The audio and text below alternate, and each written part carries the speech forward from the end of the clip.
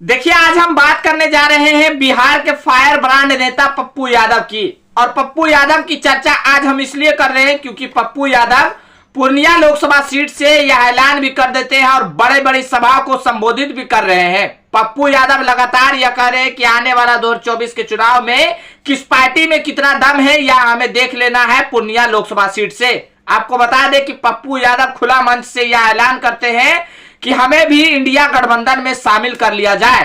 और इतना ही नहीं कहते हैं कि हमें एक ही सीट क्यों ना दे दे, हम अब भी कह रहे हैं कि हमें इंडिया गठबंधन में शामिल कर लिया जाए। लेकिन इंडिया गठबंधन की ओर से उनकी बातों को एक बार भी नहीं सुना जा रहा है। और इसलिए आपको बता दें कि पप्पू यादव खुला मंच से यह चुनौती दे रहे हैं अपने विरोधियों को। हालांकि इंडिया गठबंधन की ओर से आपको बता दें कि पूर्णिया लोकसभा सीट पर चुनावी मैदान में अगर किसी भी प्रत्याशी को उतारा जाता है तो इस बात का यह संदेश मिल जाएगा कि पप्पू यादव के खिलाफ में भी इंडिया गठबंधन की ओर से प्रत्याशी उतारा जाएगा।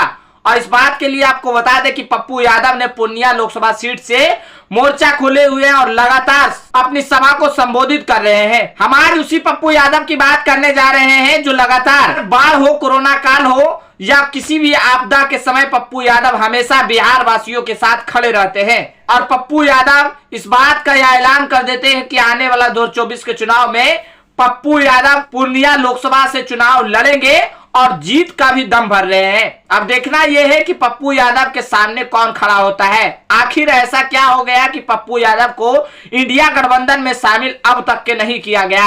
लेकिन पप्पू यादव गुहार लगाते रहते हैं खुला मंच से और कहते भी रहते हैं कि हमें भी इंडिया गठबंधन से बुलावा दे दिया जाए, हमें भी इंडिया गठबंधन में शामिल कर लिया जाए। लेकिन पप्पू यादव को शामिल नहीं किया जाता है। हालांकि पप्पू यादव खुलकर अब बोलने लगे हैं, चाहे बिहार के मुख्यमंत्री नीतीश कुमार हो या राष्ट्रीय जनता दल बिहार के उप मुख्यमंत्री तेजस्वी यादव हो, इन दोनों के खिलाफ पप्पू यादव खुले तौर पर अपनी बातों को रख रहे हैं और बिहार की जनता को यह विश्वास दिला रहे हैं कि आने वाला 2024 के चुनाव में पूर्णिया से पप्पू यादव आपके लिए सटीक बैठेगा।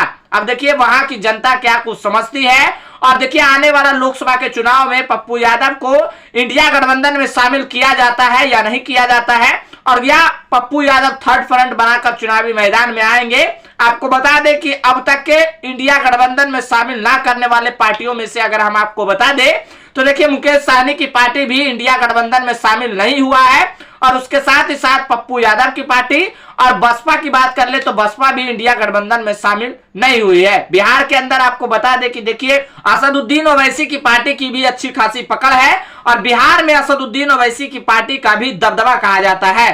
पूर्णिया लोकसभा की अगर हम जहां तक बात कर ले तो पूर्णिया लोकसभा क्षेत्र में भी असदुद्दीन ओवैसी की पार्टी का पकड़ है। उसके साथ ही साथ सीमांचल की अगर हम बात कर ले तो सीमांचल के कई क्षेत्रों में असदुद्दीन ओवैसी की पार्टी का नजर है और कई क्षेत्रों में अपने प्रत्याशी उतारने की तैयारी कर रहे हैं। इसी के साथ देखिए पप्पू यादव के साथ अगर असदुद्दीन ओवैसी की पार्टी का गठबंधन होता है और उसके साथ ही साथ कई पार्टियों को और अगर जोड़कर रखा जाए तो भले ही पप्पू यादव इंडिया गठबंधन में शामिल ना हो, लेकिन इंडिया गठबंधन के साथ साथ भारतीय जनता पार्टी को भी पप्पू यादव पूर्णिया लोकसभा सीट से चुनौती देने में सटीक बैठेंगे। अब देखिए आने वाला लोकसभा के चुनाव में पप्पू यादव के सामने कौन खड़ा होता है। भारतीय जनता पार्टी की ओर से जहां तक बात कर लिया जाए तो भारतीय जनता पार्टी किसे टिकट देते हैं पूर्णिया लोकसभा सीट से। और वहीं आपको बता दें कि देखिए इंडिया गठबंधन में अगर पप्पू यादव की पार्टी को शामिल नहीं किया जाता है, अगर पप्पू यादव को प्रत्याशी नहीं बनाया जाता है तो इंडिया गठबंधन की ओर से कौन प्रत्याशी होंगे पूर्णिया लोकसभा सीट से, तो यह तो आने वाला वक्त ही बताएगा। फिलहाल आज के लिए इतना ही। अगर इस वीडियो को यूट्यूब चैनल पर देख रहे हैं तो हमारे चैनल को सब्सक्राइब कर लीजिएगा। अगर इस वीडियो को फेसबुक पेज पर देख रहे हैं तो हमारे पेज को फॉलो कर लीजिएगा। कमेंट बॉक्स में अपनी प्रतिक्रिया जरूर दे। मिलते हैं अगली वीडियो में, तब तक के लिए जय हिंद, जय भारत।